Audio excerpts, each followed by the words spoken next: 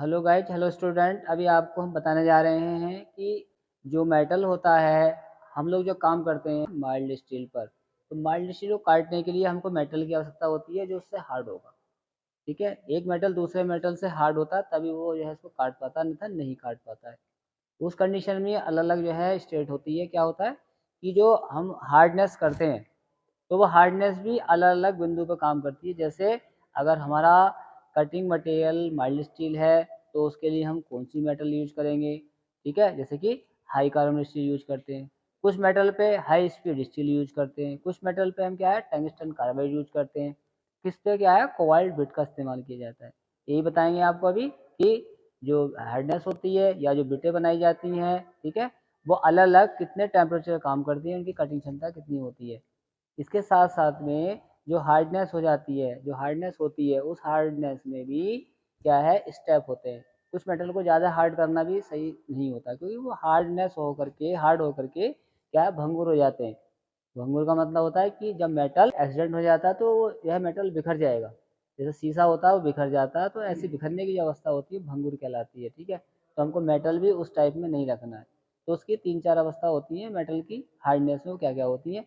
पहले एक होती है, इसमें दिखा रखा है, एक होती है कोल्ड हार्डनेस, होती है टफनेस। इनके अंतर्गत हम तीनों के अंतर्गत अगर हम मेटल को अपने हिसाब से रखेंगे तो हमारा मेटल सही से काम करता है। तो अब जान लीजिए इसमें कि पहले कोल्ड हार्डनेस क्या होती है। ठीक है, लिखा है कि नॉर्मल तापमान पर टूल मटेरियल में जो हार्डनेस होती है और जिसके कारण वह दूसरी धातुओं को काट सकती है उसे कोल्ड हार्डनेस कह सकते हैं। जैसे कि एक मेटल माइल्ड स्टील को हम किससे काटते हैं, हाई कार्बन स्टील से। ठीक है, कोबाल्ट बिट से काटते हैं, तो वो क्या उसकी कोल्ड हार्डनेस हुई। एक मेटल दूसरे मेटल को काट रहा है। ठीक है, फिर कह रहा है जब हार्डनेस बढ़ाई जाती है तो उसमें क्या है ब्रिटलनेस भी बढ़ जाती है, यानी भंगुरता का गुण बढ़ जाता है। थोड़ा झटका लगने पर वो मेटल टूट जाती है और बिखर जाती है, बिखर जाएगी, खनक जाएगी, तो उसका मतलब वो मेटल भंगुर है और भंगुर मेटल हमको कटिंग वर्क में नहीं चाहिए। ठीक है, फिर कहता है कि अधिक कोल्ड हार्डनेस जिस कटिंग टूल में होती है वह कटिंग टूल बनाने के लिए उपयुक्त नहीं होता है। ठीक है, उसको कटिंग टूल हमें यूज नहीं करेंगे। ठीक है, फिर रेड हार्डनेस, रेड माने क्या होता है लाल, गर्म। ठीक है, तो वो कैसी होती है, यह भी कटिंग टूल मटेरियल का एक गुण होता है, प्रॉपर्टी होती है। कटिंग टूल मटेरियल के गुण होते हैं। ठीक है, जैसे फिजिकली गुण होते हैं, भौतिक परिवर्तन होता है मेटल्स में। ये गर्म करते हैं तो धातु के भौतिक परिवर्तन हो जाते हैं। जैसे वो धातु क्या है सॉफ्ट की सॉफ्ट से हार्ड हो गई और उससे भी हार्ड हो गई, तो इस तरह से क्या उसका उष्माउपचार हो जाता है। उष्माउपचार होने से ही सारी धातुओं में क्या होता है हार्डनेस के गुण आते हैं। ठीक है, तो कह रहा है कि जिसमें वह उच्च तापमान पर अपनी कोल्ड हार्डनेस बनाए रखता है, यानी कि कोई टेम्परेचर जहाँ तक देंगे, मान लीजिए 250 डिग्री तक काम कर रहा है टूल, या 300 तक कर रहा है, या 400 तक कर रहा है, या 600 तक कर रहा है, तो क्या वो उसकी बियर पावर है कोल्ड हार्डनेस की। ठीक है, उतने टेम्परेचर तक काम कर सकता है टूल। फिर है धातु की कटिंग करता है और आमतौर पर यानी सामान्य तौर पर क्या होगा, सामान्य रूप से उच्च तापमान पर गर्मी के कारण जो टूल मटेरियल अपनी हार्डनेस अधिक खो देता है वह एक अच्छा कटिंग टूल मटेरियल नहीं होता। यहाँ पे देखिए लिखा है कि हार्डनेस अधिक खो देता है। जो टूल मटेरियल अपनी हार्डनेस खो देता है अच्छा कटिंग टूल मटेरियल नहीं होता। अगर हमने उसको हार्ड करने के लिए रेड हार्डनेस दी है, अगर वो उतने टेम्परेचर तक अगर वो टूल अपनी हार्डनेस खो दे रहा है तो उसकी अच्छी क्वालिटी नहीं है। नियम ये है कि जहाँ तक उसको हार्डनेस दी है वहाँ तक चलना चाहिए, उसके बाद में वो अपनी हार्डनेस खो सकता है। उससे पहले खो देता है तो वो आपका टूल बेकार है। ठीक है, तो यही है कि इसमें उच्च तापमान पर गर्मी के कारण जो टूल मटेरियल अपनी हार्डनेस खो देते हैं वह अच्छी कटिंग टूल मटेरियल नहीं होंगे। ठीक है, वो खराब खराब टूल माने जाएंगे। लेकिन जो मटेरियल मटेरियल क्या होंगे, जो मेटल उस तापमान पर अपनी कटिंग क्षमता बनाए रखते हैं उसे रेड हार्डनेस का गुण कहते हैं।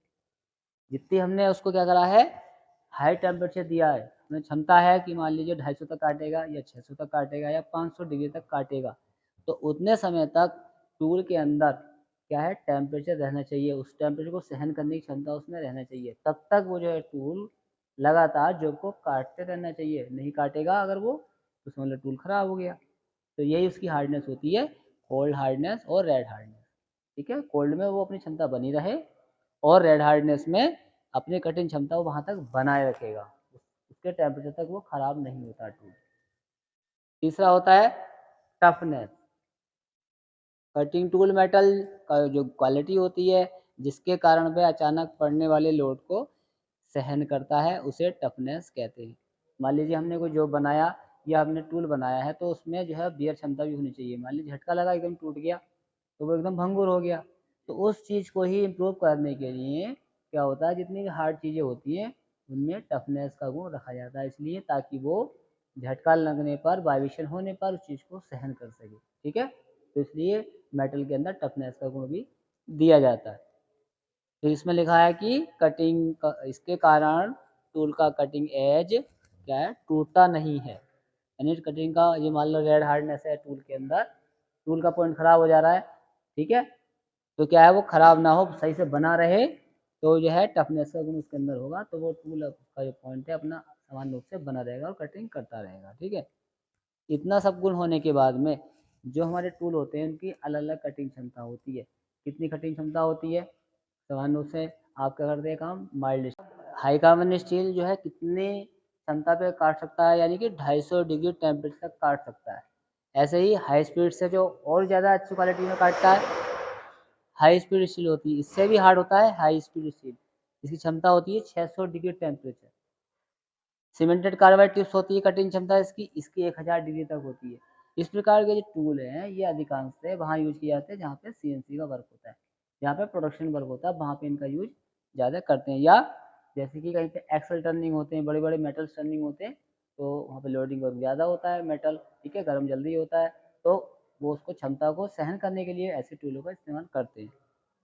ऐसी मोलिब्डेनम स्टील है, कटिंग क्षमता हाई स्पीड स्टील की अपेक्षा उच्च गति पर, यानी कि ये हमारा टेम्परेचर है, लेकिन क्या है कि जैसे ये काट रहा, मान लीजिए इसी गति पे काट रहा, तो उससे भी हाई गति, उससे भी उच्च गति पे ये जो है टूल लगातार जॉब को काटेगा। ठीक है, स्टील जैसे कि आपके यहाँ कोबाल्ट बिट है, हमारे यहाँ ऐसी कोबाल्ट स्टील कोबाल्ट बिट से भी ज़्यादा हार्ड होती है। कटिंग क्षमता क्या है इसकी, हाई स्पीड स्टील की अपेक्षा ये 2 या 3 गुना काटता है, यानी कि 600 दूनी 1200 या 1300 1500 काट सकता है। ठीक है, सिरामिक्स कटिंग क्षमता इसकी होती है 1200 डिग्री टेम्परेचर नहीं, यानी इतने टेम्परेचर लगातार ये टूल और जो बन रहा है कट रहा है तो लगातार टेम्परेचर पैदा भी हो जाएगा, तब भी वो अपनी क्षमता को खोएगा नहीं। और अगला है डायमंड, इसकी कटिंग क्षमता 1650 डिग्री तक होती है। इतनी, यानी कि इतने टेम्परेचर तक लगातार काटता है। आप जानते हो डायमंड पूरे वर्ल्ड के अंदर है जितनी मेटल्स होती है सबसे हार्ड धातु मानी जाती है। ठीक है, इसीलिए इसकी क्षमता जो होती है सबसे ज़्यादा टेम्परेचर काटने की होती है और सबसे हार्ड है ये। ठीक है, तो इस प्रकार से आपने जान लिया कि कोई टूल हम हार्ड करते हैं तो टूलों के अंदर हार्डनेस जो है 3 टाइप से होती है। ठीक है, रेड हार्डनेस, कोल्ड हार्डनेस और उसकी जो है टफनेस, ये तीनों उसमें प्रॉपर्टी होनी चाहिए। और वर्क के अकॉर्डिंग उनको जो है क्षमता है कितनी, ये जो आप मैंने अभी बताया आपके स्टार्टिंग 250 डिग्री टेम्परेचर से लेकर के और लगभग 1650 या 1800 डिग्री टेम्परेचर तक टूलों की काटने की क्षमता होती है। वीडियो को लाइक करें, शेयर करें और चैनल को सब्सक्राइब करें।